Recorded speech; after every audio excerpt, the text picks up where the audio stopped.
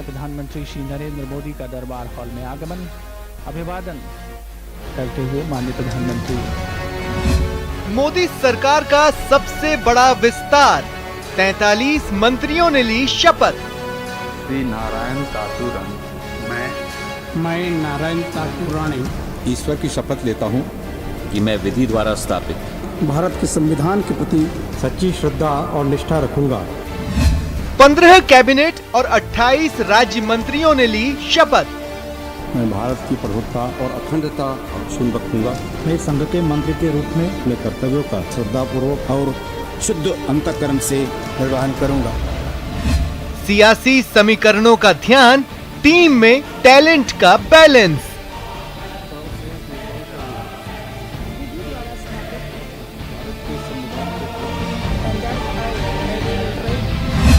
दूसरा कार्यकाल, पहला विस्तार, युवा चेहरों पर दाव।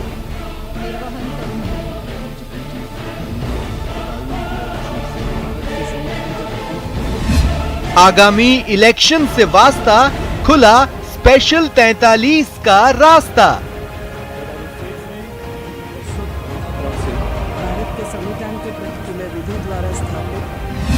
विस्तार में राजस्थान से एकमात्र चेहरा भूपेंद्र यादव। मैं भूपेंद्र यादव ईश्वर की शपथ लेता हूं कि मैं विधि द्वारा स्थापित। मोदी कैबिनेट में मरुधरा से अब 4 मंत्री। सच्ची श्रद्धा कि मैं विधि द्वारा स्थापित किसी व्यक्ति मरुधरा कितनी रही प्यासी। नमस्कार, बहुत स्वागत है आपका। प्राइम डिबेट देख रहे हैं आप, आपके साथ मैं जेपी शर्मा। देश के बुद्धिजीवी आज केंद्रीय मंत्रिमंडल के विस्तार के अलग अलग पहलुओं को खंगालने में लगे हुए हैं।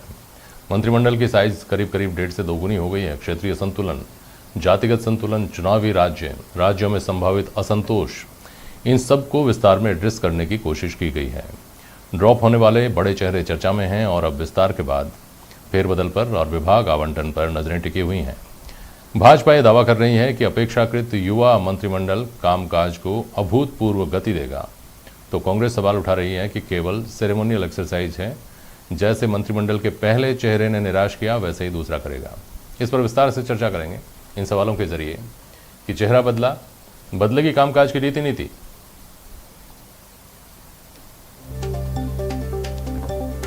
बड़े चेहरों को ड्रॉप करने के मायने क्या हैं?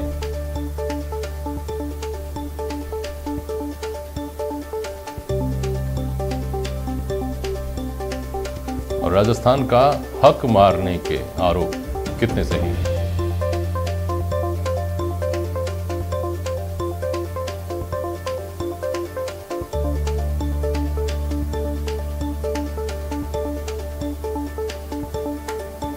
पुनीत कर्णावट हैं हमारे साथ, भारतीय जनता पार्टी के नेता और जयपुर के डिप्टी मेयर।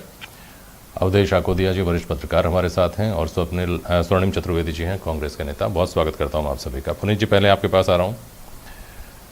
मंत्रिमंडल का चेहरा बदलने के साथ किस तरह की अपेक्षाएं हमारी बदलनी चाहिए, किस तरह से अपेक्षाएं बढ़नी चाहिए और क्यों? जेपी शर्मा साहब, भारतीय जनता पार्टी वो पार्टी है जो लगातार अपने यहाँ पर नए नेतृत्व को मौका देती रही और समय समय पर अपने नेतृत्व के अपने युवाओं के माध्यम से एक नया नेतृत्व डेवलप करने का अभियान जो पार्टी का है, ये आज उसी का चेहरा इस मंत्रिमंडल के परिवर्तन में दिख रहा है। जहां अनुभव को प्राथमिकता दी गई है, वहां नौजवानों को भी बहुत बड़ी संख्या में लाकर मौका दिया गया है। वहीं टेक्नोक्रेट्स भी हैं, वहीं कानून के जानकार भी हैं और उसके साथ साथ प्रोफेशनल्स को भी उसके अंदर मौका दिया गया।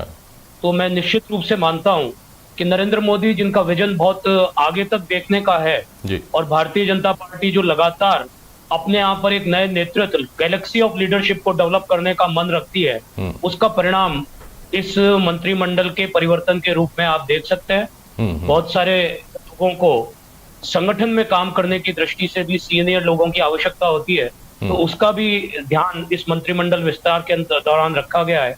और मैं समझता हूं कि जो मोदी जी के नेतृत्व में भारत एक नए भारत की ओर तेजी से आगे बढ़ रहा है, उसमें ये नया मंत्रिमंडल बहुत तेज गति से काम करने वाला मंत्रिमंडल साबित हो। बिल्कुल ठीक है, मैं वापस आता हूँ। गैलेक्सी ऑफ लीडरशिप की आपने बात की, इस पर मैं सवाल करूंगा। पहले स्वर्णिम चतुर्वेदी की टिप्पणी ले लूँ, फिर आता हूँ आपके पास। बोलिए स्वर्णिम जी। देखिए जेपी जी, भारतीय जनता पार्टी का प्रेरोगेटिव है किसको मंत्री बनाए, लेकिन सबसे बड़ी बात आप यहाँ देखेंगे कि जो अभी देश में वर्तमान स्थिति है, हम अर्थव्यवस्था हमारी रसातल में पहुंच चुकी है, चिकित्सा व्यवस्था के हाल हमने देखे हैं, और जो सामाजिक न्याय की बात करते हैं जहाँ पे, तो जो सामाजिक अधिकारिता की बात है उसको लेकर के सारे लोग आंदोलनरत हैं। ऐसी परिस्थिति में जब हमने पिछले 7 वर्ष में अगर एक नाम सुना केवल केंद्र सरकार की तरफ से, तो वो नरेंद्र मोदी जी थे और बाद में अमित शाह। इनके अलावा ज्यादातर मंत्रियों को न तो कोई पहले जानता था, ना आज जानता है। चाहे अर्थव्यवस्था के बारे में निर्णय लेना हो, चाहे नोटबंदी करनी हो, चाहे ऑक्सीजन सप्लाई करनी हो, चिकित्सा व्यवस्था सुदृढ़ करनी हो, नरेंद्र मोदी जी ने हर चीज अपने हाथ में रखी। तो आज अगर ये सरकार हर मोर्चे पर विफल रही है, तो इसकी जिम्मेदारी उन मंत्रियों पर डालने की बजाय जो हटाए गए हैं स्वयं लेनी चाहिए थी और देश से माफी मांगनी चाहिए थी। और मैं सबसे बड़ी बात ये कहता हूँ, जब पहले एक बार मंत्रिमंडल का गठन हुआ था, तो आज जो बड़ी बड़ी बातें हो रही हैं कि साहब हमने एक्सपर्ट्स लिए हैं, पढ़े लिखे लोग लिए हैं, प्रोफेशनल्स लिए हैं, अपने अपने फील्ड के कहना चाहिए कि जिज्ञाता हैं, लेकिन एक बार उन्हीं की टिप्पणी थी कि जब उन्होंने मनमोहन सिंह जी को लेकर के टिप्पणी की थी कि हम हार्वर्ड में नहीं हार्ड वर्क में विश्वास रखते हैं। तो आज ये नतीजा देश देख रहा है, जो स्थितियां देश की। तो हमारा तो कहना यह है कि अब बहुत अच्छा होता अगर सब लोगों को काम करने देते, सेंट्रलाइज्ड लीडरशिप ना हो करके सभी लोगों को काम करने का मौका मिलता। हमारे राजस्थान से मंत्री भी बनाए जाते, अगर कुछ लोग बदले जाते जो हमारे राजस्थान में विकास की गंगा बहाने की बात करते थे, लेकिन विकास के नाम पर एक योजना नहीं ला सके, तो शायद नयों को मौका देते तो हो सकता है राजस्थान के भी इससे कुछ आता। लेकिन ठीक है, प्रधानमंत्री जी का अपना प्रेरोगेटिव है, आगे देखते हैं क्या होता है। लेकिन इतना तय है कि प्रधानमंत्री जी जब तक डिसेंट्रलाइजेशन नहीं करेंगे, इस देश में उनकी सरकार जो है सबसे ज्यादा कहना चाहिए फेल्ड सरकार कहलाएगी। इससे आगे और कुछ नहीं हो सकता। लीजिए पुनीत कर्नावट साहब, आप तो खुश हैं इस मंत्रिमंडल के विस्तार से, नए चेहरे से काफ़ी उम्मीदें लगाए हुए हैं। स्वर्णिम जी की शिकायत सबसे बड़ी यह है कि साहब डिसेंट्रलाइज नहीं कर रहे पावर्स को, सारे मंत्री अस्तित्वहीन हैं, केवल नरेंद्र मोदी ही एकमात्र मंत्री हैं, उन्हीं का विस्तार है, जो कुछ है वो अलग अलग चेहरों के रूप में। कर्नावट जी। स्वर्णिम जी की अपनी मजबूरियां हैं, उस मजबूरियों से चलते हुए उनका वक्तव्य इससे अलग हो नहीं सकता था। ये नरेंद्र मोदी जी की सरकार है जिसके अंदर इंडिपेंडेंटली हर मंत्री को काम करने का अवसर दिया जाता है, नए से नए आइडियाज को एक्सप्लोर किया जाता है और उन आइडियाज के साथ काम करने की उनको छूट दी जाती है। आप मुझे बताएं, निर्मला सीतारमन कितना बेहतर काम कर रही है, नितिन गडकरी बेहतर काम कर रहे हैं, पीयूष जी बहुत बेहतर काम कर रहे हैं, यहाँ से राजस्थान से आने वाले गजेंद्र सिंह जी, अर्जुन मेघवाल जी, इन सब के काम की तारीफ लगातार जनता के बीच में भी हुई है और समाज के विभिन्न वर्गों के बीच में भी हुई है। लेकिन मैं साथ ही ये कहना चाहूंगा कि जिस तरह की बात लगातार स्वर्णिम जी कर रहे हैं, वो निराशा चूंकि एक कांग्रेस के मन में पूरी तरीके से बैठ चुकी है, इसलिए वो कभी भी उससे उभर नहीं पाते और हमेशा एक नेगेटिव एस्पेक्ट को ढूंढते रहते हैं। हमारे यहाँ राजस्थान में एक कहावत है, रोता जाए मरे की खबर लेकर आए। आज यही स्थिति कांग्रेस की है। कांग्रेस मोदी जी के मंत्रिमंडल पर टिप्पणी करने के लिए उनके पास कुछ बचा नहीं है। अगर स्वर्णिम जी को राजस्थान के विकास के बारे में चिंता करने की इतनी उनकी जिम्मेदारी भी है और यहाँ राज्य में है, तो ये राय उनको गहलोत साहब को देनी चाहिए। बहुत लंबे समय से एक डिफंग मंत्रिमंडल काम कर रहा है, एक करप्ट मंत्रिमंडल काम कर रहा है, उसका परिवर्तन करें तो राजस्थान की जनता की आप कहें कि इनका मंत्रिमंडल डिफंक्ट है, वो कहें कि आपका मंत्रिमंडल डिफंक्ट है, आपके यहाँ किसी और का कोई वजूद नहीं है, समझना मुश्किल है, कोई इसका पैमाना तो बना नहीं है। लेकिन ये समझा दीजिए, आपने बहुत सारे मंत्रियों का नाम लेकर उदाहरण दिया कि देखिए वो फला जी बहुत बेहतर काम कर रहे हैं, वो बेहतर काम कर रहे हैं, वो बेहतर काम कर रहे हैं। क्या रविशंकर प्रसाद बेहतर काम? एक मिनट पूरा सवाल सुन लीजिएगा। प्रकाश जावड़ेकर जी हैं, हर्षवर्धन जी हैं, रमेश पोखरियाल निशंक जैसे नेता हैं। हालांकि आपने शुरू में कहा कि संगठन की दृष्टि से बहुत सारे लोगों की ज़रूरत है, लेकिन पुनीत जी देखिए सब समझदार हैं, ये बात अभी तो कम से कम कहीं जस्टिफाई नहीं होती कि इन चेहरों को संगठन में इनकी आवश्यकता थी इसलिए सरकार में से निकाल दिया गया। ऐसी कोई घोषणा भी अभी तक नहीं हुई है। तो ये सवाल इस तरह से आ रहे हैं सामने कि हर्षवर्धन जी को इसलिए हटाया गया कि देश की में कोविड की जो दूसरी लहर थी उसका मैनेजमेंट बहुत ही निराशाजनक था। तमाम दूसरे जो मंत्री हैं उनके साथ कुछ ना कुछ इस तरह की शिकायतें जुड़ी रहीं। उनका जो रिपोर्ट कार्ड था वो कहीं ना कहीं से कमज़ोर था या विवादित था या निराशाजनक था, इस वजह से उनको बदला गया। नहीं, मैं आपकी बात से सहमत नहीं हूँ। मैं भारतीय जनता पार्टी को बहुत बेहतर तरीके से जानता हूं और आप भी बहुत बेहतर तरीके से जानते हैं। हमारे यहाँ प्रत्येक कार्यकर्ता को उसकी योग्यता के अनुरूप अधिकतम उपयोग करने की दृष्टि से कार्य दिया जाता है। डॉक्टर हर्षवर्धन का मैनेजमेंट तो बहुत बेहतर मैनेजमेंट था, वो बहुत बेहतर मैनेजमेंट था, इसीलिए जो सेकंड वेव की तीव्रता थी उस तीव्रता को समय रहते नियंत्रण करने की पूरी कोशिश की गई राज्य सरकारों के असहयोग के बावजूद। उसका अगर मैं उदाहरण दूंगा तो फिर आपको अच्छा नहीं लगेगा।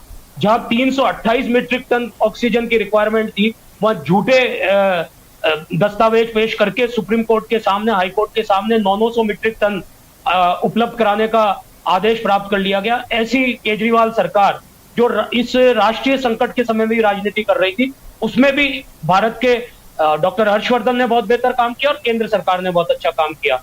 रविशंकर प्रसाद जी की योग्यता पर किसी को भी संदेह नहीं है। जिस तरीके से उन्होंने सोशल मीडिया के जायंट्स जो अपनी मर्जी से हिंदुस्तान के अंदर चलाना चाहते थे, अपनी दादागिरी चलाना चाहते थे, उन सबको घुटने पर ला दिया। इसमें भी किसी प्रकार की कोई संदेह नहीं होना चाहिए। रविशंकर प्रसाद जी मूलतः विद्यार्थी परिषद से आए हुए कार्यकर्ता हैं। मैं बहुत लंबे समय से उनको जानता हूं और संगठन उनका प्रिय विषय रहा है। आप देखिएगा संगठन में कोई महत्वपूर्ण जिम्मेदारी पर वो आने वाले हैं। नहीं, ठीक है, वो आपकी पार्टी का अंदरूनी मामला है।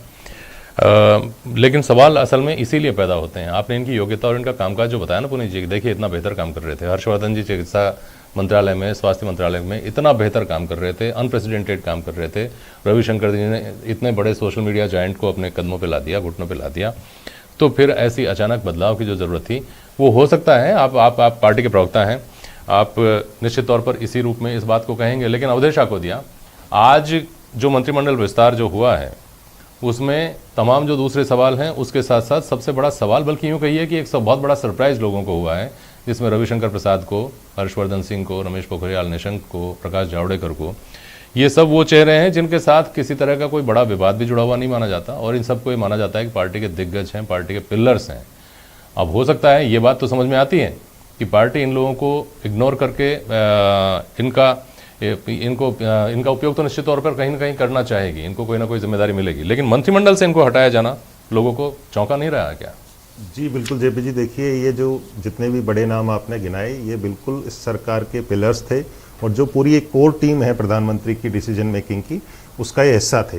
इनको हटाया जाना, किसी को ये उम्मीद नहीं थी कि ये चेहरे हटेंगे वहाँ से, ये बिल्कुल अप्रत्याशित था। लेकिन मैं एक दूसरी बात की तरफ आपका इशारा करना चाहता हूँ। पुनीत जी ने अभी कहा कि हमारी सरकार बहुत अच्छा काम कर रही है। जो हटाए गए हैं केवल एक लॉजिक के साथ उसको जस्टिफाई करना कि वो संगठन के में काम करेंगे इसलिए हटाया गया है। देखिए 4 अहम मंत्रालय हैं, शिक्षा, स्वास्थ्य, सामाजिक न्याय और श्रम, जिनको आपने, जिसमें से श्रम को आप हटा दीजिए, शिक्षा, स्वास्थ्य और सामाजिक न्याय, ये 3 मंत्री आपने रिप्लेस कर दिए हैं। एक को गवर्नर बना दिया है, 2 को हटा दिया है। जब इन 3 मंत्रालयों के मंत्री अच्छा काम कर रहे थे तो नए लोगों को मौका देके, जिनको काफी समय काम समझने में लगेगा, फिर वो ट्रैक पर आएंगे, तो आप क्या मैसेज देना चाहते हैं? या इससे ये साबित होता है कि ये जो मंत्री थे तीनों के तीनों, इनका परफॉर्मेंस उतना बेटर नहीं था जितनी प्रधानमंत्री नरेंद्र मोदी को उम्मीद थी। बिल्कुल, केवल इस बात से जस्टिफाई करना कि उनको संगठन में उनकी आवश्यकता है। जैसे डॉक्टर हर्षवर्धन का एग्जांपल है, वो ऑलरेडी संगठन में काम किए हुए आदमी हैं और वहां पे वो सफल नहीं रहे संगठन में काम करते हुए, उसके बाद उनको इधर लाया गया। यहाँ उनको ये कह के कि उनको संगठन में भेजा जाएगा, मेरे हिसाब से वो जस्टिफाई करना इस तरह से उसको ठीक नहीं है। औसत समझ और औसत सूचना रखने वाला आदमी तो इस तर्क से संतुष्ट हो नहीं सकता कि ऐसा चूंकि किया जाना है इसलिए ऐसा किया गया। बहरहाल स्वर्णिम चतुर्वेदी जी, आपको ये मंत्रिमंडल निराश करता है, लेकिन ऐसे लोगों की कमी नहीं है जिनमें ये मंत्रिमंडल इसलिए आस जगाता है कि इसमें इसका जो औसत आयु है वो इसको युवा वर्ग की तरफ लेकर जाती है। इसमें सर्वाधिक ओबीसी को प्रतिनिधित्व दिया गया है, 27 मेरे ख्याल में, एससी को और एसटी को प्रतिनिधित्व दिया गया है। इसमें 13 वकील हैं, 5 डॉक्टर हैं, हो सकता है एक आध ऊपर नीचे हो मेरा आंकड़ा, 7 रिटायर्ड आईएएस हैं, प्रशासनिक अधिकारी हैं और इंजीनियर्स हैं। तो पढ़े लिखे लोग, युवा लोग और सामाजिक दृष्टि से अलग अलग क्षेत्रों का, अलग अलग वर्गों का प्रतिनिधित्व। क्या इस मंत्रिमंडल से हमको एक बेहतर कामकाज की आस नहीं करनी चाहिए स्वर्णिम चतुर्वेदी जी? देखिए जेपी जी, आज तो तब हो जब इस मंत्रिमंडल में इनके दिमाग का या इनकी प्रतिभा का उपयोग होगा। आप देखिए, आर्थिक मामलों में निर्णय प्रधानमंत्री जी लेते हैं, चाहे नोटबंदी हो प्रधानमंत्री जी ने की, रक्षा मामलों की बात आप करते हैं तो प्रधानमंत्री जी राफेल सौदे से लेकर के पाकिस्तान की जो भी ये स्ट्राइक हुई थी उसका खुद श्रेय लेते हैं कि मैंने निर्णय लिया। आप देखें, चिकित्सा व्यवस्था अगर होती है तो उसमें ऑक्सीजन किसको मिलनी चाहिए कि नहीं मिलनी चाहिए, वैक्सीन मिलनी चाहिए नहीं मिलनी चाहिए, ये निर्णय प्रधानमंत्री जी लेते हैं। तो किसका उपयोग करेंगे? आखिर पहले जितने मंत्री थे, अगर मंत्रिमंडल में जितने भी मंत्री रहे, उनके आधे के नाम भी शायद भारतीय जनता पार्टी के प्रवक्ता भी नहीं जानते होंगे। मैं आपको कह रहा हूं, हम किसको जानते थे? 3-4 गिने चुने नाम, वो तो हटा दिए गए। और सबसे बड़ी बात यह है कि ये वो मंत्री हटाए गए, हर्षवर्धन जी या जावड़ेकर जी, जो जिन्होंने देश को बार बार विश्वास दिला रहे थे 31 दिसंबर तक जो है 216 करोड़ वैक्सीन उपलब्ध होंगी, सबको वैक्सीनेट कर देंगे। सुप्रीम कोर्ट जाना पड़ा तो फिर असलियत सामने आ गई। तो ये सारी चीजें हैं, ये फेलियर है। फेलियर का जिम्मा स्वर्णिम जी, जब आप इस बात से इतने निराश हैं कि दूसरे मंत्रियों के पास तो कोई अधिकार ही नहीं है, केवल मंत्री जी एकमात्र, प्रधानमंत्री जी एकमात्र मंत्री हैं, तो फिर इस बात की शिकायत या इस बात की निराशा तो होनी ही नहीं चाहिए कि राजस्थान से प्रतिनिधित्व क्यों नहीं बढ़ा? एक की जगह 10 रख लीजिए। आपकी परिभाषा के मुताबिक तो वो किसी काम के है ही नहीं, तो फिर इस बात की निराशा क्यों?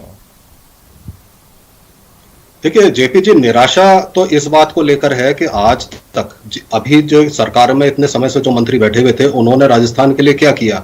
अगर केंद्रीय जल शक्ति मंत्री हमारे राजस्थान से जाते हैं और हमारे लिए योजना नहीं ला सकते जो प्रधानमंत्री जी ने घोषित की है, तो इससे बड़ी निराशा की बात और क्या हो सकती है? मैं राजस्थानी हूं, राजस्थान की बात करूंगा। राजस्थान के लोगों के अगर कंठ सूखे तो निश्चित रूप से मुझे दुख होगा, और वो भी ऐसी स्थिति में जब केंद्रीय जल शक्ति मंत्री हमारे हैं।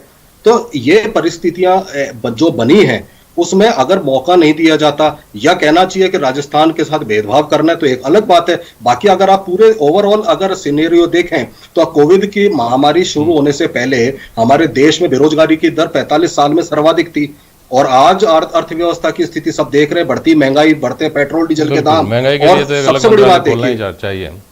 अवधेश आकोदिया जी, मुझे लगता है कि महंगाई के लिए तो एक अलग महंगाई नियंत्रण मंत्रालय अलग से होना चाहिए। पुनीत कर्नावट साहब, आप स्वर्णिम चतुर्वेदी जी की बात को राजनीतिक रूप से देख सकते हैं, लेकिन आम शिकायत ये रही है, आप लोगों के बीच में उठते बैठते हैं, आपको अच्छी तरह पता है इस बात का, कि राजस्थान के 25 सांसद, कांग्रेस के आरोपों की बात नहीं कर रहा हूँ, आम आदमी की जो चर्चा होती है वो आप भी सुनते हैं। हमारे राजस्थान ने 25 सांसद दिए, एक बार नहीं 2 बार।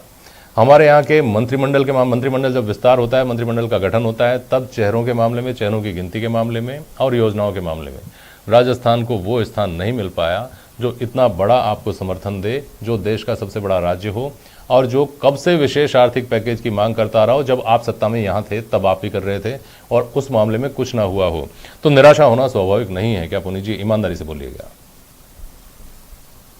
देखिए, किसी भी तरीके से निराशा की कोई आवश्यकता नहीं। जब राजस्थान को जिस जिस चीज की आवश्यकता हुई है, बिना किसी भेदभाव के केंद्र सरकार ने उपलब्ध कराया है। लेकिन राज्य सरकार की आदत बन चुकी कि वो हमेशा जो कुछ भी संसाधन उपलब्ध होते हैं उसके बारे में एक नेगेटिव वातावरण बनाए रखते हैं, और उस पर अपने काम करने की जो उनकी क्षमता है वो खत्म हो चुकी है। राजनीतिक है आरोप राजनीतिक है। नहीं, कोई पूरी तरह से इसका मतलब ये कहना चाह रहे हैं। मेरी बात तो मैं बस समय का मैं एक सवाल अवधेश जी से ले लूँ मैं। पुनीत जी, अवधेश जी, 2 तरह से आज मंत्रिमंडल के विस्तार को देखा जा रहा है। एक तरीका ये है कि देखिए, जो मैंने अभी स्वर्णिम जी से कहा कि आयु वर्ग का ध्यान रखा गया, युवा सबसे ज़्यादा युवा हमारे देश में, युवाओं को सबसे ज़्यादा मौका दिया गया। मतलब औसत आयु मंत्रिमंडल की बहुत कम है, उसके साथ अलग अलग वर्गों का प्रतिनिधित्व, उसके साथ अलग अलग क्षेत्रों का अनुभव रखने वाले लोग, ये सारी चीज़ें हैं जो इस मंत्रिमंडल को एक बेहतर मंत्रिमंडल बनाती है। दूसरी धारणा ये कहती है कि भारतीय जनता पार्टी भी अब तक कमंडल की राजनीति करती हुई आई थी, उसने जातीय समीकरण इस तरह से बिठाए हैं कि आने वाले समय में जब राज्यों के चुनाव होंगे तो उसको फायदा मिले, तो कमंडल में मंडल को डाल दिया गया है। इस तरह के दूसरे जो लोग हैं, दूसरा तबका उसको इस तरह से देखता है। किस तरह से देखा जाना चाहिए? जेपी जी, देखिए, बिल्कुल ये जो मंत्रिमंडल है पूरा एज वाइज, एरिया वाइज और कास्ट वाइज तीनों तरह से बैलेंस दिखाई देता है। लेकिन इस तरह के मंत्रिमंडल की जरूरत क्यों थी? देखिए, एक तो 28 जगह खाली थी, इसमें 28 मंत्री बन सकते थे, 28 जगह खाली थी। कुछ लोगों के पास ओवरबर्डन था, कुछ लोगों के पास काम बहुत ही कम था, तो एक बैलेंस बनाने की जरूरत थी। उससे भी ज़्यादा जरूरी था ये जो माहौल बन गया था कोविड के कारण, पूरी तरह से सरकार आई, उसके कुछ समय बाद ही कोरोना आ गया, पहली लहर आई, फिर दूसरी लहर आई, तो एक माहौल लोगों के बीच में भी नकारात्मक है, सरकार के बीच में भी है, जो पार्टी के कार्यकर्ता हैं उनके बीच में भी है। तो एक नई टीम के साथ जो ज़्यादा एनर्जी के साथ काम कर सके, जो ज़्यादा रिफ्रेशिंग लगे, एक ऐसी टीम की जरूरत थी जिससे गवर्नेंस का जो परफॉर्मेंस है वो लोगों को दिखाई दे। तो उस तरह से एक टीम तैयार की गई है। अब देखना होगा आगे आने वाले समय में किस तरह से परफॉर्म करती है, कितनी अपनी उम्मीदों पर खरी उतरती है। चलिए ठीक है, बहुत शुक्रिया आप सभी का आज प्राइम डिबेट में शामिल होने के लिए। आज के लिए बस इतना ही, नमस्कार।